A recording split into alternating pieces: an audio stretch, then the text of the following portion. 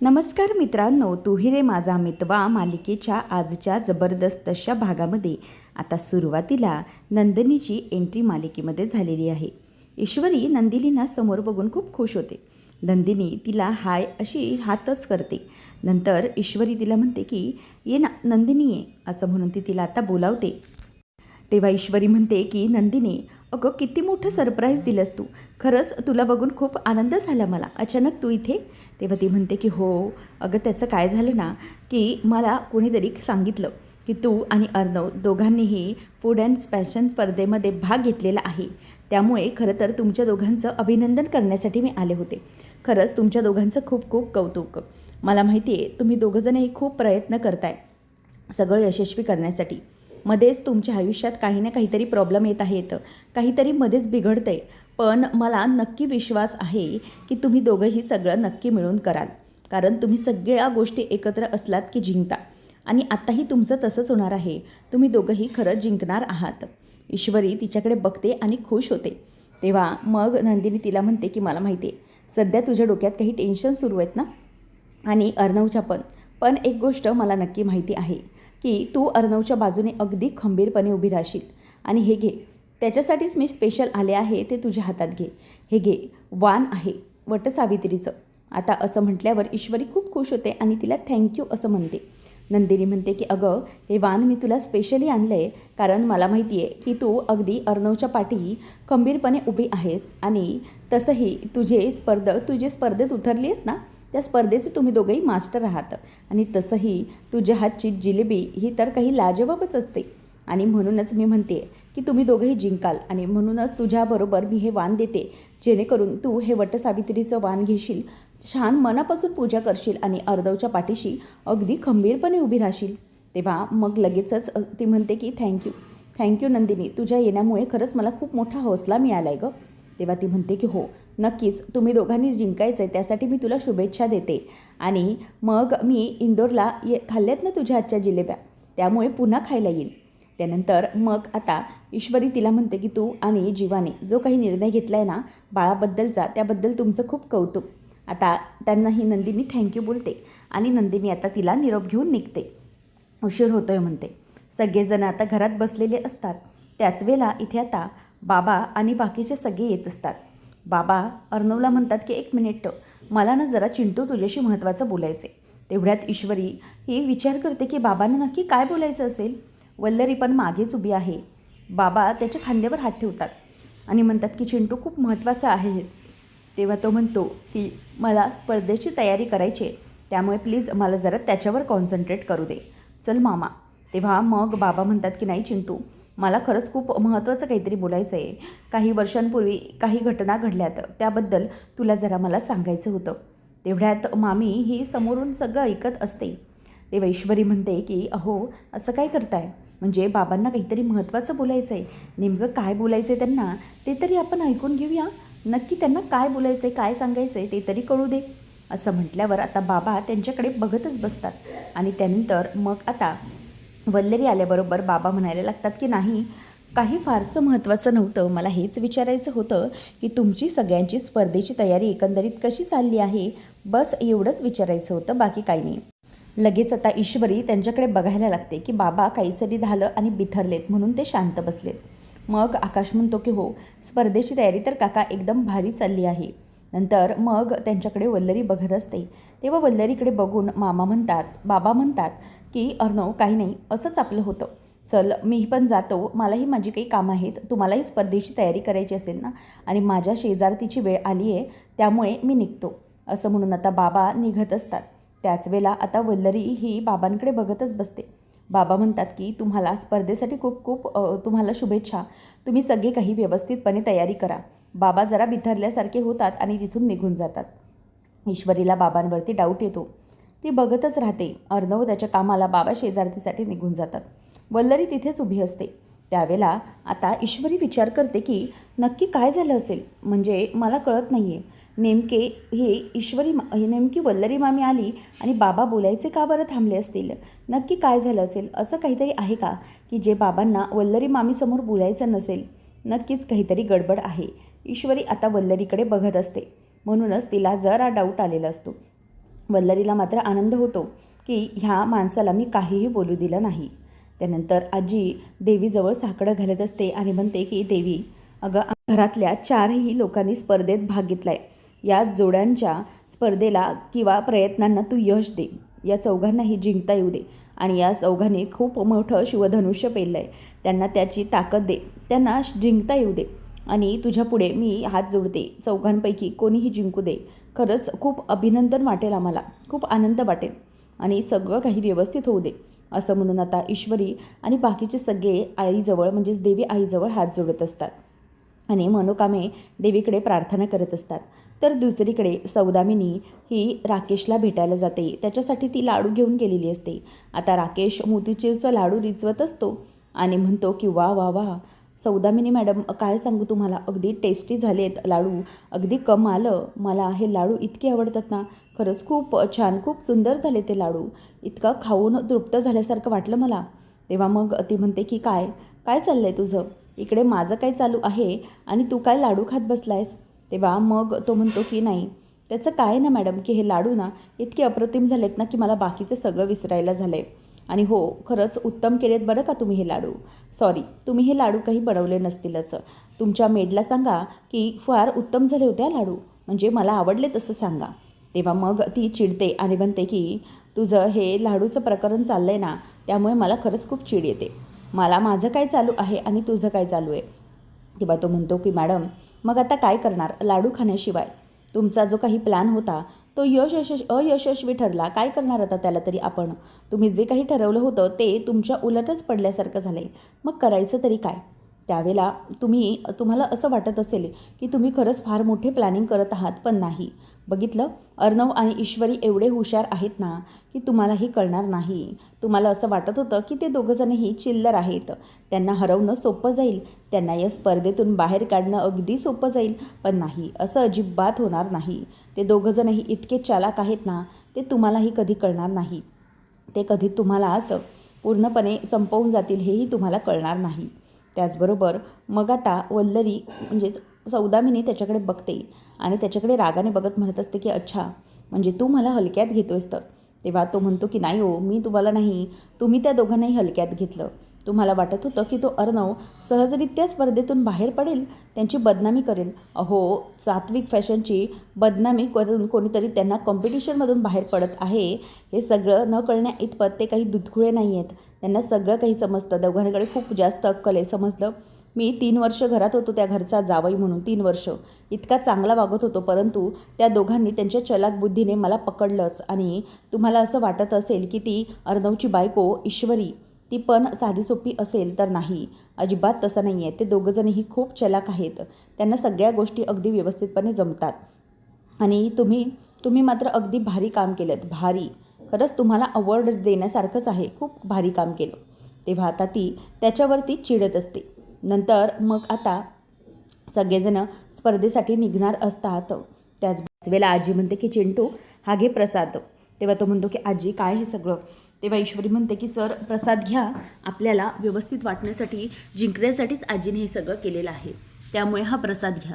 तेव्हा मग अर्णव तो प्रसाद घेतो आणि त्यानंतर अर्णवला आजी म्हणते की चिंटू, यशस्वी हो तुम्ही दोघंही आणि चौघंही जिंकून या, असंच मला वाटतंय. आता अर्णव हा प्रसाद खात असतो. तर ईश्वरी म्हणते की अर्णव सर, एकच मिनिट, आपण निघूया, पण मला ना जरा पूजेची तयारी करायची आहे. तेव्हा पूजा करायची आणि मग आपण निघूया. आकाश म्हणतो की दादा, एक काम करतो, मी जरा ऑफिसमध्ये एक माझी महत्त्वाची मीटिंग आहे ती आटोपतो आणि नंतर मग मी ऑफिसला येतो. तेव्हा ईश्वरी म्हणते की एक मिनिट अर्णव सर, पहिले पूजा करायची मला. म्हणून ती नम्रताला म्हणते की ताई, आपण दोघं पटकनी पूजा करून घेऊया आणि मग आपण निघूया. तेव्हा मग नम्रता म्हणते की इशू, माझी झाली आहे पूजा करून वटपौर्णिमेची. तेव्हा मग ती म्हणते की काय ताई, खरंच बोलतेस का तू. तेव्हा नम्रता म्हणते की हो अगं, मी वड पूजायला गेले नव्हते, मी झाडाची फांदी आणले होते आणि मग ती घरातच पूजून घेतली माझी मी.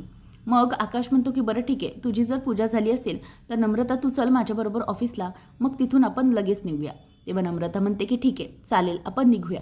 आता नमू आणि आकाश निघत असतात. तेवढ्यातच नम्रता आजीला नमस्कार करते आणि आकाश दोघंही करतात. ते दोघं निघून गेल्यानंतर ईश्वरी म्हणते की सर, मला तरी तयारी करून पहिले पूजा करायची. तेव्हा अर्णव म्हणतो की ओके, तुझी पूजा वगैरे काही आहे ते तू आटोप लवकर, चल. नाहीतर नंतर ओढू शकत नाही का पूजा? ईश्वरी म्हणते की नाही, पहिले पूजा करायची आणि नंतर मग बाकीचं काम. असं म्हणून आता इथे अर्णवला ती म्हणते की बरं मला पूजा तर करू दे मग तुम्ही. अर्णव म्हणतो की ओके फाईन, लवकर लवकर आटोप, माझ्याकडे वेळ फार कमी आहे. तेव्हा ईश्वरी म्हणते की बरं चला मी आवरते पूजा लवकर, चला तुम्ही.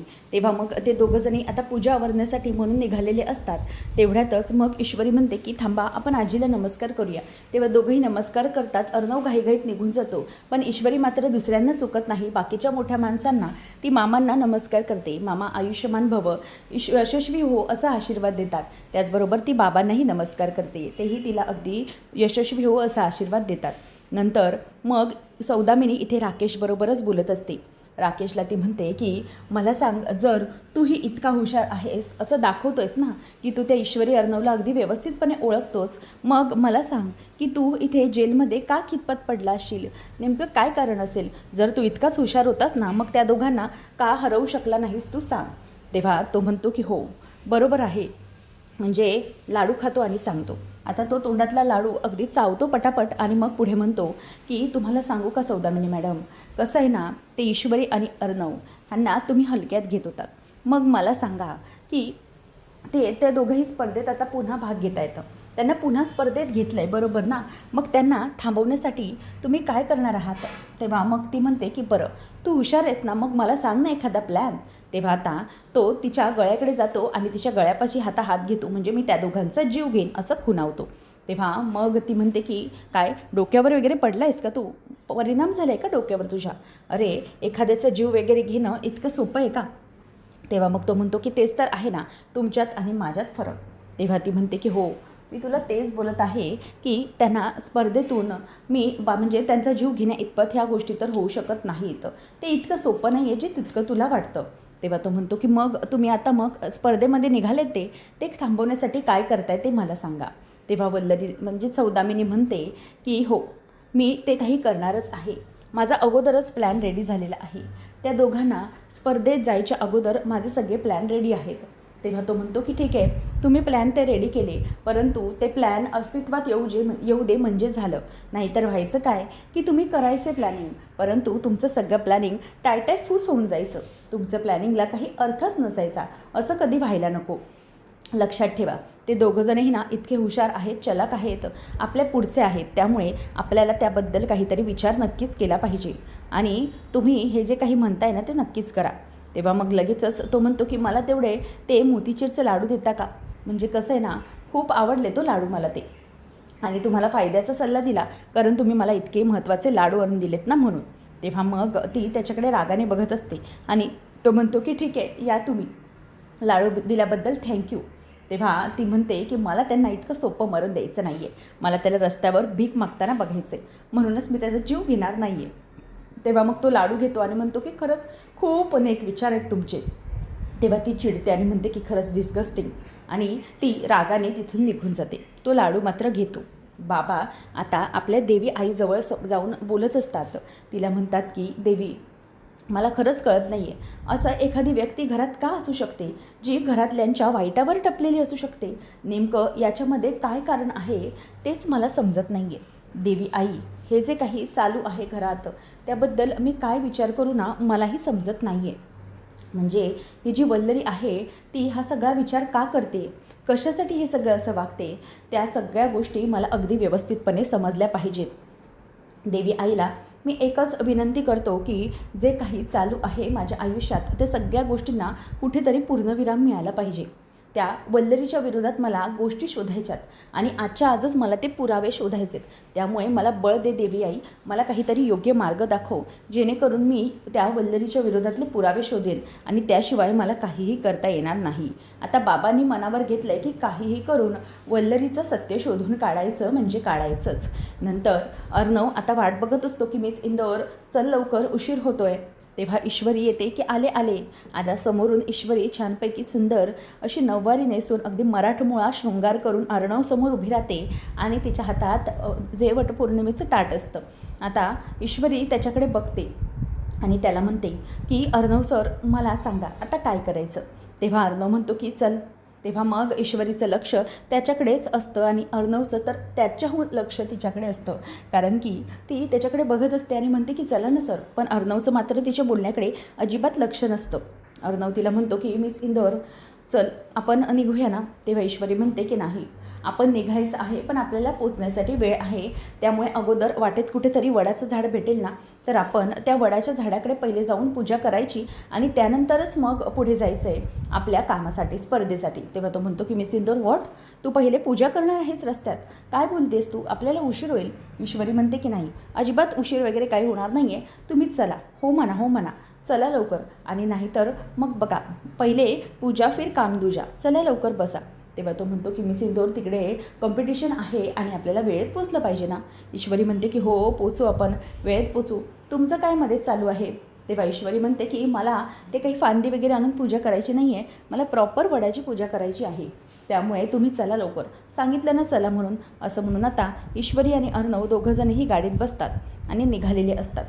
घरातले सगळेजणं आता बाजूला झाल्यानंतर वल्लरीचं तिचं काम सुरू होतं.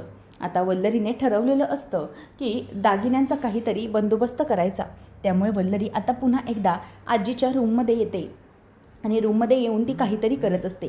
आता बाबांचं लक्ष तिच्याजवळ जातं आणि बाबा ती जे काही करते ते सगळं व्हिडिओ शूट करत असतात.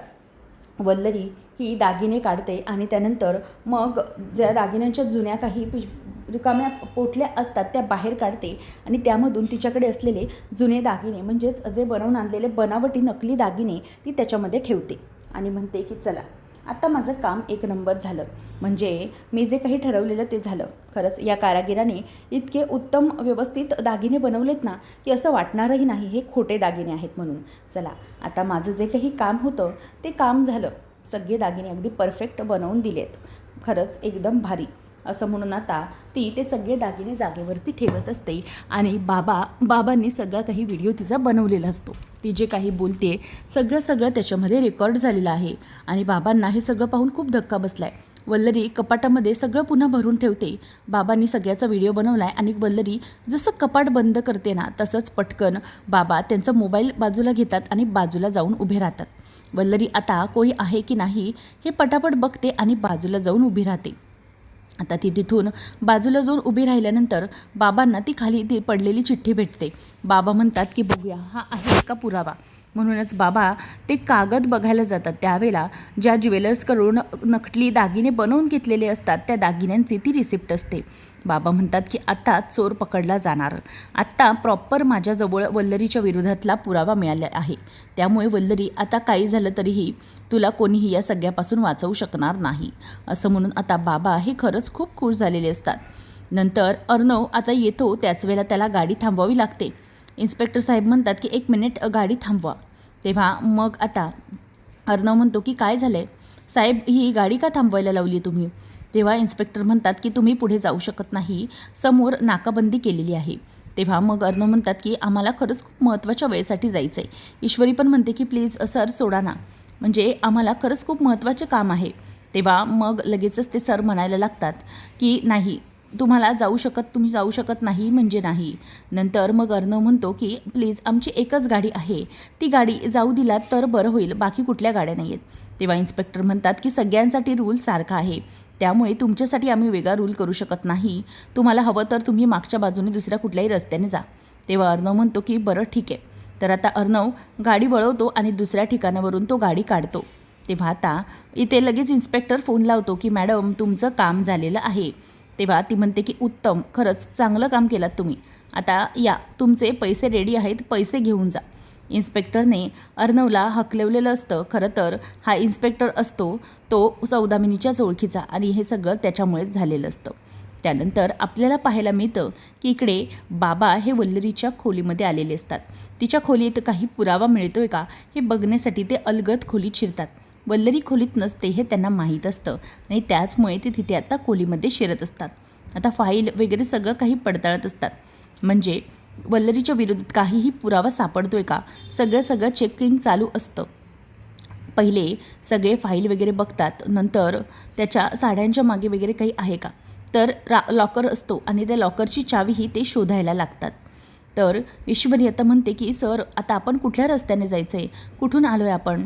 तेव्हा मग अर्णव म्हणतो की मिस इंदोर मला असं वाटतं आहे की हा डेड एंड आहे, इथे पुढे रस्ताच नाही असं दिसतंय, मग करायचं तरी काय, कसं जायचं आपण. तेव्हा आता अर्णव म्हणतो की मिस इंदोर खूप फोन येऊन गेले आहेत, तर काय करायचं. तेव्हा ईश्वरी म्हणते की ओ सर असं काय करताय, आपण आधी गाडीतून उतरूया तरी आणि मग बघूया ना पुढे काय करायचं ते.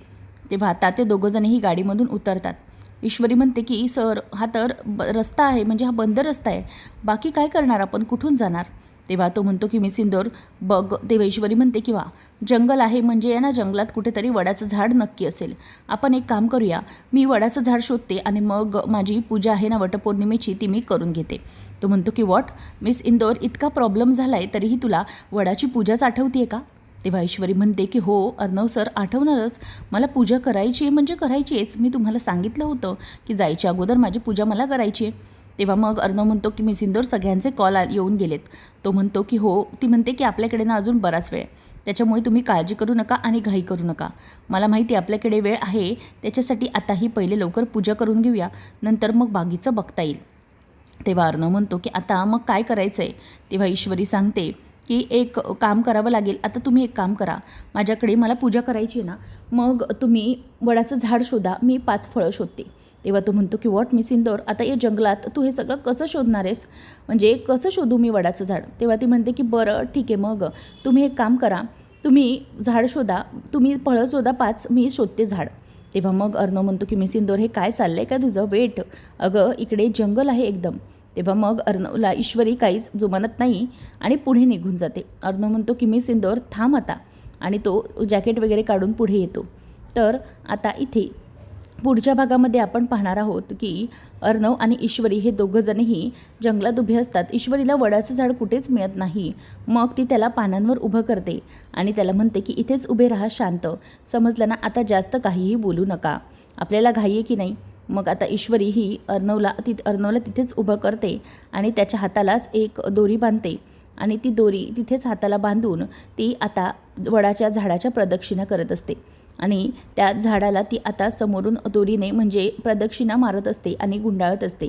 तेव्हा अर्णव हे सगळं बघतो. तो म्हणतो की मिस इंदोर खरंच तू ना इम्पॉसिबल आहेच. ईश्वरी म्हणते की काय करणार सर, मला वटपौर्णिमेची पूजा करायची होती आणि माझ्याकडे वडाचं झाड नाही आहे, तर मग मी काहीच करू शकत नाही, त्यामुळे माझी श्रद्धा आहे ही, मला माझ्या नवऱ्यासाठी पूजा करायची होती, त्यासाठी मी केली आणि मला हा 7 जन्म नवरा हवा आहे, त्यासाठी मी अशी पूजा केली आणि ती पूजा आता तुम्ही गोड मानून घ्या, असं ईश्वरी अर्णवला बोलून दाखवते आणि तो तिच्याकडे बघतच राहतो. अशा प्रकारे आता इथे ईश्वरी आणि अर्णव या दोघांचीही पहिली वटपौर्णिमा जंगलातच साजरी झालेली असते. आता अर्णव हा ईश्वरीकडे बघतच राहतो, त्या दोघंही एकमेकांकडे अगदी प्रेमाने बघतच राहतात आणि सौदामिनीचा जो काही प्लॅन असतो तो प्लॅन आता फ्लॉप करून ईश्वरी अर्णव दोघंजणही कसे आता त्या स्पर्धेमध्ये पोचणार आहेत, सगळं पाहणं अगदी रंजकतेचं ठरेल. असेच अपडेट जाणून घेण्यासाठी चॅनलला नक्की सबस्क्राईब करा. धन्यवाद.